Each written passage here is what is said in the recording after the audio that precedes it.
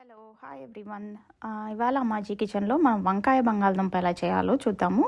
మామూలుగా వంకాయని వేరే వెజిటబుల్స్తో కానీ నాన్ వెజ్తో కానీ కలిపి రకరకాల కలుపు కూరలు చేయొచ్చు. ఇవాళ మనం వంకాయ బంగాళదుంప ఎలా చేయాలో చూద్దాము.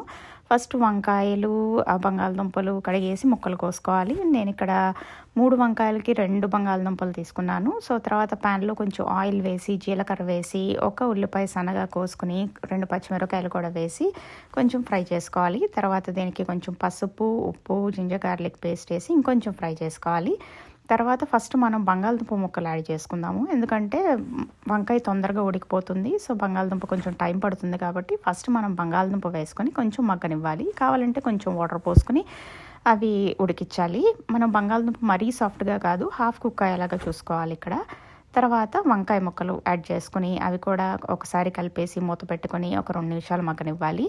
తర్వాత ఒక స్పూన్ కారం వేసుకొని మీకు ఎక్కువ ఘాటుగా కావాలంటే ఎక్కువ కారం వేసుకోవచ్చు. కలిపేసుకుని ఈ స్టేజ్లో కొంచెం వాటర్ పోసుకొని మూత పెట్టుకొని ఉడకనివ్వాలి. అప్పుడు మనకి ఇగురులాగా మంచిగా వస్తుందన్నమాట. చూడండి, వాటర్ పోసుకొని మగ్గనిస్తే మనకి ఇలా వస్తుంది. తర్వాత కొంచెం గరం మసాలా వేసుకొని కొత్తిమీర వేసుకొని గార్నిష్ చేసుకొని వేడివేడిగా సర్వ్ చేసుకొని తినేయచ్చు. మేము ఇది లాస్ట్ నైట్ చేసుకుని చపాతీల్లో ట్రై చేసాము. చపాతీల్లో సూపర్ ఉంది. అన్నంలో కూడా చాలా బాగుంటుంది. సో ఇంకా ఆలస్యం ఎందుకు, మీరు కూడా ట్రై చేసి ఎలా ఉందో చెప్పండి.